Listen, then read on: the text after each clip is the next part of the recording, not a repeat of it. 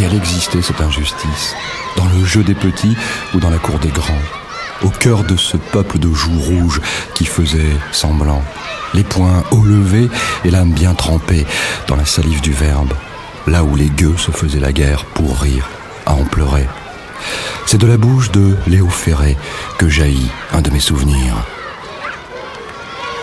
Quelles que soient les victoires du moment, on a toujours un souvenir de défaite. Personnellement, quand je remonte à l'époque de mes humanités primaires, je dois avouer que je fus maintes fois battu dans les joutes orales qui caractérisaient la lutte des classes d'une école. En effet, certains élèves d'un mouvement de tête très précis savaient envoyer un jet de bave qui touchait n'importe quel coureur émérite lors d'une récréation. Et quand moi, parfois saisi d'un esprit d'émulation et de révolte, je tentais de faire affront. Je n'obtenais qu'une estafilade filandreuse qui finissait toujours sa course molle sur le bout de mes chaussures.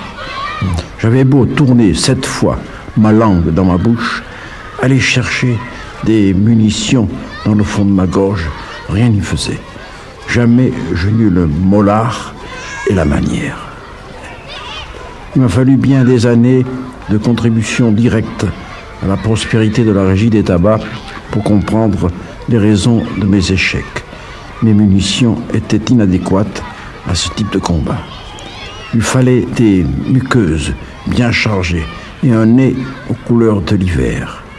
Nous, les pauvres enfants, détrempés par les gouttes préventives, percés de suppositoires curatifs, nous n'avions aucune chance dans ces conflits.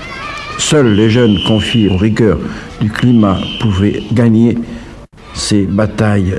Certes, les vainqueurs furent disqualifiés plus tard par la connaissance des lois de l'hygiène et de la bienséance. Mais ils ont laissé des taches indélébiles sur les tabliers de mon enfance.